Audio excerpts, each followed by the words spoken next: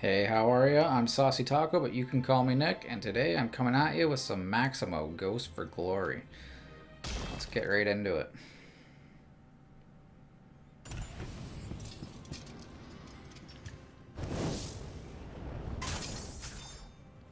Sophia! Maximo! Achille, you told me Maximo... Silence! That's enough, Achille! You little fool!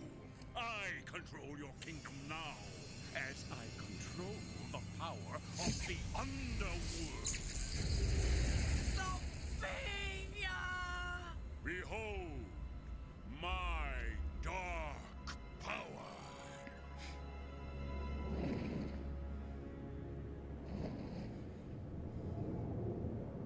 Oh.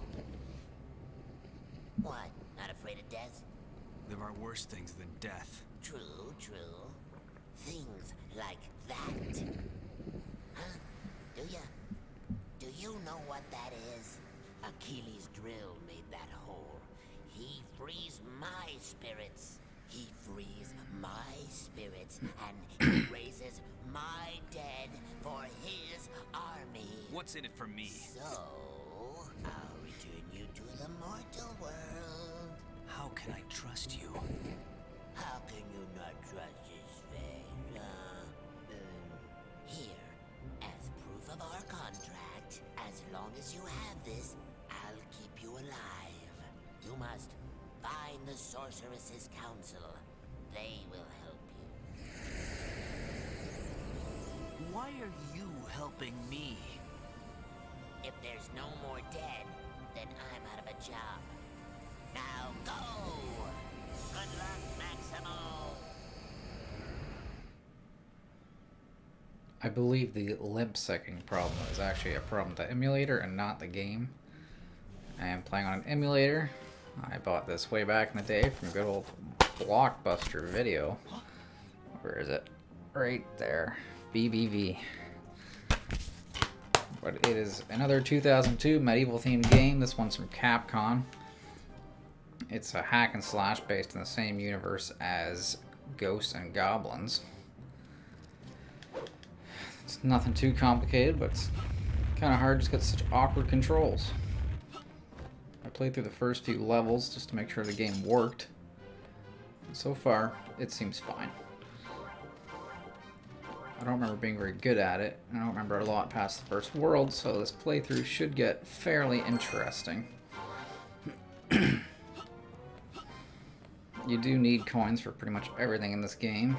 You will find items scattered throughout the world in these sphere... I don't know what you want to call them, kiosks. You can find armor, weapons, better shields, power-ups. You actually need coins to save the game when you get to what they call level 2, but it's just an overworld where you can get to other levels. It just has enemies on it. So yeah, it's pretty basic movements. We start out, you have no power-ups. So you got one hack, you got the down slash, double jump with the stabbing motion. I'm probably not going to be collecting everything in this run, as I don't know where it is. I don't even remember what these fairy, pixie, tombstone things are for. I'm assuming another form of currency, but we'll find out eventually, I guess. There's nothing overly complex about the game in that of itself. It can get fairly difficult, but early on all the enemies die, and well, this is like, I don't know the actual damage scaling, but this seems to be 1 and this seems to be like 2. So gems are worth more, and all these black ground, if you walk on, these little hands try and grab you to do damage. But there's generally risk equals reward in this game, as you'll see in this very first level in a minute. Levels are pretty short. And the level tends to just kind of do whatever it wants to make it more interesting. Like the ground just falls away half the time. So there is a power-up. It doesn't count as an ability, it's just temporary. As you can see, my meter in the top left has turned red and has little dashes around it. Each dash represents one hit with the sword, so after so many hits, you'll lose your fire ability. The camera's kind of funky. You don't use the analog stick like you do nowadays. But the fire allows you to do extra damage, that's it. And if you're not an idiot, you'll kill that ghost. I thought he usually dropped an ability, but whatever. And we lost the spirit. Huh.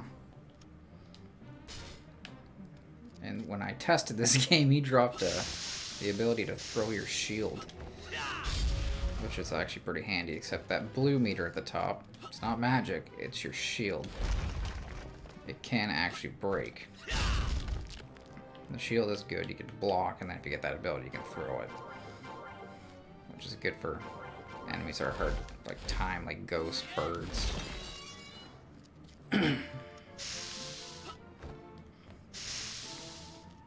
Game does give you checkpoints, which is nice.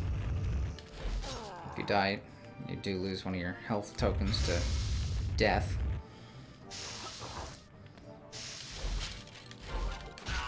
That was bad. I believe the max amount of armor you can have is 3 bars. So right now you can see we got 3 green bars. Each time you lose one, your health actually gets smaller and you lose a piece of armor. First your helmet, then your chest piece, then you'll be in your underwear. Here's your risk-reward factor. Oh, see, there goes our helmet. If you get more than 3 pieces of armor, you'll temporarily, for like 30 seconds or so, get golden armor, makes you invincible. And of course, this game has mimic chests. That's the only way I know how to handle that. So, if you're not sure if a chest is going to be a mimic, just get ready to jump away every time. I think that's the only one in this particular level. So, the enemies in the first world here, possibly all the worlds I'm not really remembering, are all zombies and skeletons. So that, I don't know, one of those was health for sure. I don't know if the other one was or if they both were. Got little secret areas where you can find more gems or coins with a K.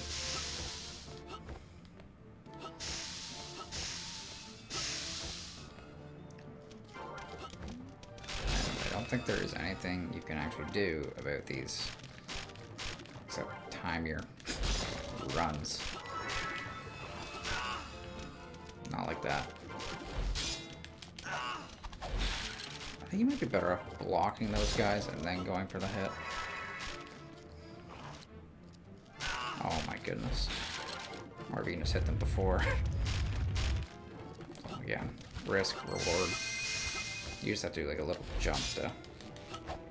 Let's try blocking. Yeah, so... Didn't stagger him, but saved me a hit. So you actually buy your health along the way. I don't think we need it. If we do, we'll figure that out later. Oh, these guys throw their axe at you, so you can either block it or dodge it, whatever. There's no roll mechanic or anything like that, but... And they don't actually die on the underground, you have to do the old stab. So here is an ability. Or not. What? Maybe that just fixes your shield if it's taking a lot of damage? I thought that was like a deflection ability. Oh. So don't jump in water, you can't swim. Good example of what not to do.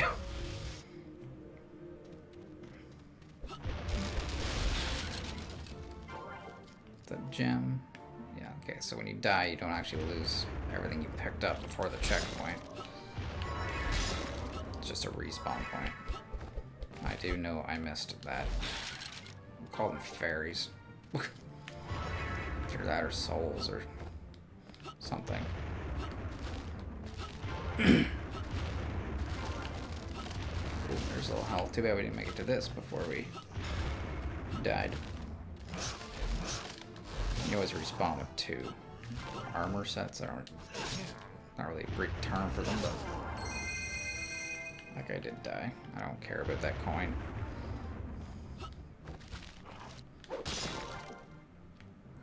And back there is the end of this first level. Just gotta not get hit by the ghost this time. Was the plan. This is more armor, where you could have seen your first gold set of armor, but I'm really bad at the game, so you'll have to bear with me.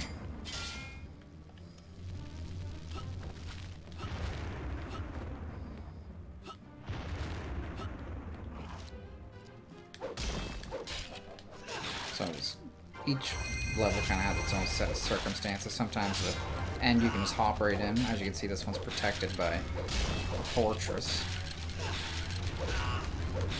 I'm not getting any of the ability drops. Maybe it's because I already have a saved game. It's gonna make this a lot harder though. Usually you have a throw on your shield, double swing your sword. Things like that off the first level. So this is the overworld, or level 2 as they call it. So you can actually die in here as well. That is the boss tower. But you cannot lower the bridge until... I think you just have to finish all the levels in this area. So this is level 3.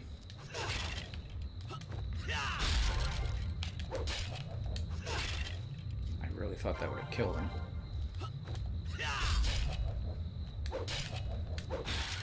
Thank you. So up there is the save circle. But we'll show that after we return from Coffin Canyon.